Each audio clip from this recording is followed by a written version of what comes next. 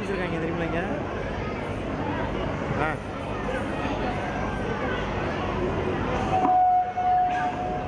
மாப்பிள்ளை ஆன் பண்ணாங்க. க்ளோஸை போட்டு போடு.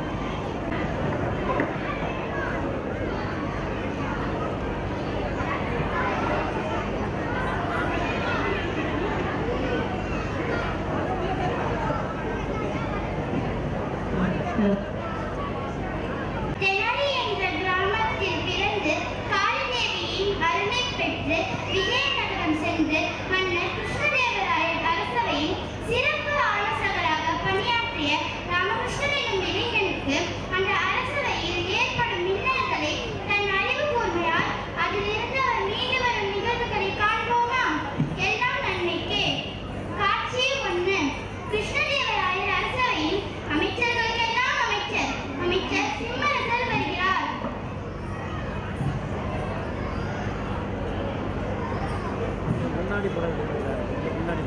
பண்டிதர்களுக்கெல்லாம் பண்டிதர் குரு தாத்தாச்சாரியார் மற்றும் அவர் சிஷ்யர்களும் வருகிறார்கள்.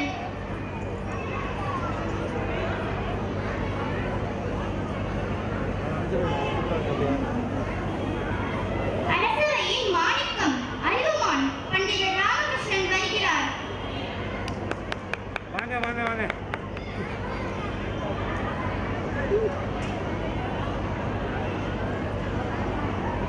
அரசவையின் பிற அமைச்சர்கள் வருகிறார்கள்.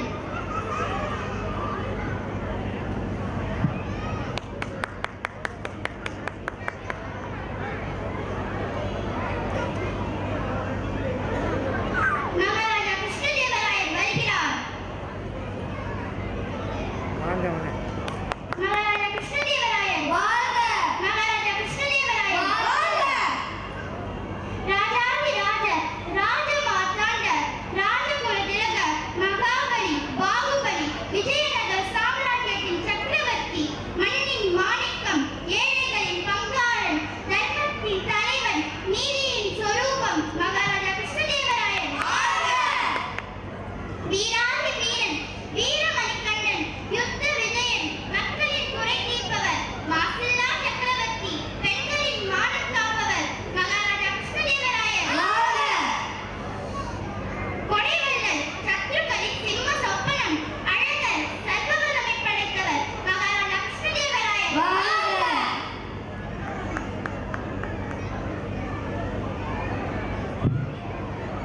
அமைச்சரே, இன்று அரசவை பணிகள் என்னவென்று பார்க்கலாமா? வணக்கம் அரசே, என்ன ஆயிற்று உங்கள் கைகளுக்கு? வணக்கம் அரசே, என்ன ஆயிற்று உங்கள் கைகளுக்கு? என்ன காயம் உங்கள் கையிலே? எவ்வாறு காயம் ஏற்பட்டது? ஆமாம் அரசே. அது ஒன்றுமில்லை, சிறிய காயம்தான். வால் பயிற்சியின் போது ஏற்பட்டது. பண்டிதரே ராமகிருஷ்ணா, நீங்கள் ஏன் அமைதியாக இருக்கிறீர்கள்? வணக்கம் அரசே, எல்லாம் நன்மைக்கு தான் என்று நான் அமைதியாக இருந்து விட்டேன். பண்டிதரே ராமகிருஷ்ணா, எல்லாம் நன்மைக்காகவா? அடிப்பட்டவருக்கு தானே அந்த வழி தெரியும். உமக்கு என்ன? நான் அப்படி ஒன்றும் கூறவில்லை குருவே. கடவுள் எதை செய்தாலும் அதில் ஒரு காரணம் இருக்கும். அதனால் தான் அமைதியாக இருந்து விட்டேன். எது நடந்தாலும் காரணம் இருக்குமா? அரசே, இது நிறுவனமற்ற கருத்து. இது உங்களை பரிகாசம் செய்வது போல் இருக்கிறது. இது ஒரு குற்றம். பண்டிதரே ராமகிருஷ்ணா, என்னை பரிகாசம் செய்கிறீர்களா? இதற்கு தண்டனை உண்டு. அமைச்சரே, என் காட்டு பயணம் முடியும் வரை பண்டிதர் ராமகிருஷ்ணனை சிறையில் அடையுங்கள். உத்தரவு. பண்டிதர் ராமகிருஷ்ணனை சிறையில் அடைப்பது.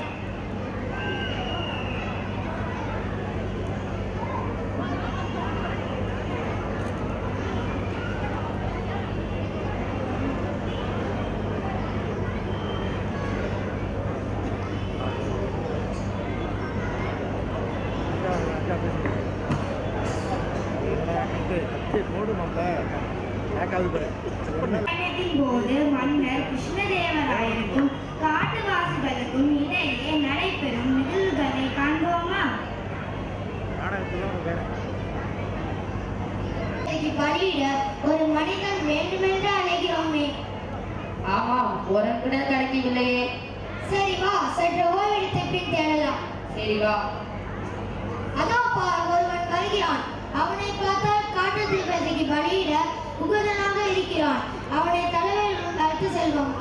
ஆமாம் ஆமாம். ஏ மனிதனே, நீ பலியிடுகிறீர்கள்? காட்டுத்தீ வசிக்கு பலியிட ஒருவன் தேவை. நல்ல வேளை நீ கிடைத்தாய். என்ன பலியிடப்படுகிறீர்களா? நான் யார் என்று தெரியுமா? நான் என் நாட்டு அரசன் கிருஷ்ணதேவராயர். என்னையே பலியிடுவீர்களா? என்ன அரசனா? மன்னர் பேரை சொல்லி தப்பிச் செல்ல பார்க்கிறாயா? வாயை மூடு, எங்களுடன் நட.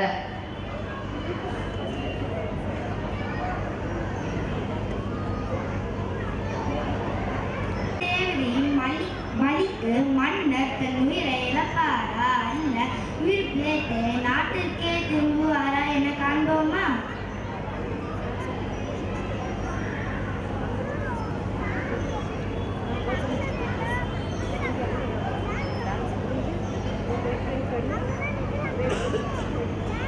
வணக்கம் தலைவரே. வணக்கம். வாருங்கள். யார் அவன்? இவன் நம் காட்டிலே போய் வந்தவன். இவனை பார்த்தால் காட்டுத்தீ வசிக்கு பலியிட உகுதலாக இருக்கான நாளைக்கு வந்தேன். நல்லது, பலிக்கு ஏற்பாடு செய்யுங்கள். அப்படியா ஆகட்டும் தலைவரே.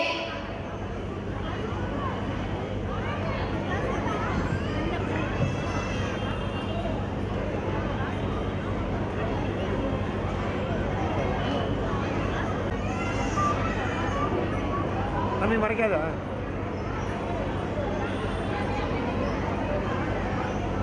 சொல்லுங்க.